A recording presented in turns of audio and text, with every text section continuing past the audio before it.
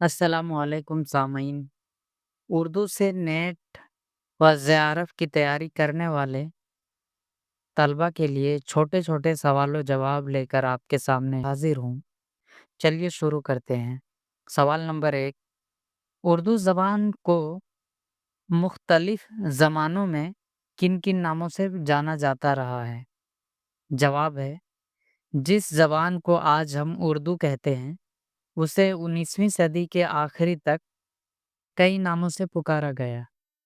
اسے کبھی ہندی، ہندوی، ہندوستانی، گجری، دکنی اور مسلمانی، تو کبھی زبان اردو معلیٰ اور زبان اردو شاہی، تو کبھی محاورہ شاہ جہاں آبادی اور ریختہ بھی کہا گیا ہے۔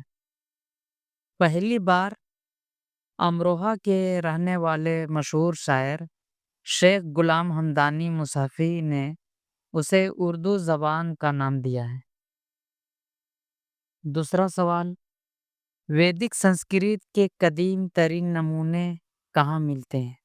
جواب ہے، رگ وید میں ملتے ہیں۔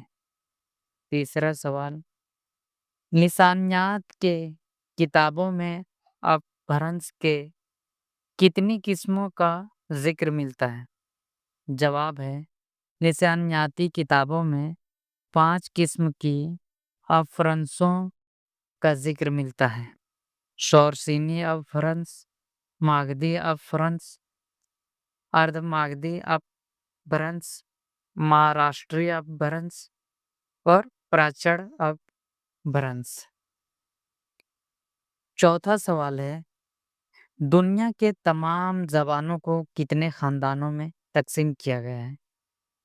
جواب ہے، دنیا کے تمام زبانوں کی 8 خاندانوں میں تقسیم کیا گیا ہے۔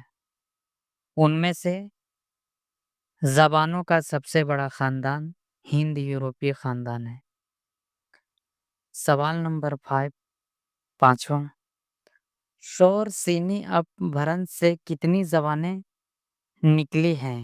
جواب ہے، شورسینی اپبھرنش سے 4 جدید ہند آریائی زبانیں نکلی ہیں۔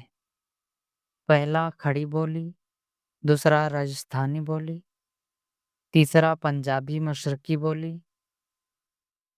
اور چوتھا گجراتی بولی۔